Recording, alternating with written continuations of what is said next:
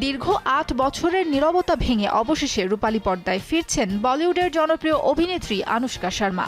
তবে এই প্রত্যাবর্তন যেন একেবারেই ভিন্ন মেজাজে। পরিচিত বলিউড ধারার বাইরে এবার দক্ষিণী সিনেমায় পা রাখছেন তিনি। আনুশকাকে রূপালী পর্দায় ফিরিয়ে আনছেন দক্ষিণী সিনেমার অন্যতম সফল নির্মাতা অ্যাটলি। এই প্রজেক্ট যেন উপহার দিতে চলেছে এক তারকার মিলন মেলা। তার বিপরীতে নায়ক হিসেবে দেখা যাবে তেলুগু সিনেমার সুপারস্টার আল্লু অর্জুনকে। শুধু তাই নয়, এই সিনেমার মাধ্যমে প্রথমবারের মতো পর্দায় একসঙ্গে আসছেন আনুশকা ও আল্লু অর্জুন। এটি নির্মাণ করা হচ্ছে বিশাল বাজেটের সায়েন্স ফিকশন বা কল্পবিজ্ঞান ঘরানায়। অ্যাটলির এই প্রজেক্ট মানেই যে তারকাদের পদচারণায় ভরপুর থাকবে তার প্রমাণ পাওয়া গেছে ইতোমধ্যেই। জানা গেছে এই সিনেমায় আল্লু অর্জুনকে দেখা যাবে একাধিক ভিন্ন ভিন্ন চরিত্রে।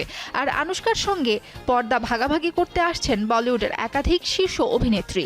তালিকায় আছেন দীপিকা পাড়ুকোন, রশ্মিকা মান্দানা এবং জাহ্নবী কাপুর। তবে ভিন্ন ঘরানার এই সিনেমা অ্যাটলির মতো পরিচালক, আল্লু অর্জুনের মতো তারকা এবং বলিউডের শীর্ষ অভিনেত্রীদের উপস্থিতি সব মিলিয়ে যেন আনুশকার ক্যারিয়ারকে নতুন মোড়কে ঘুরিয়ে দিতে পারে, এমনটাই প্রত্যাশা সিনে বিশ্লেষকদের।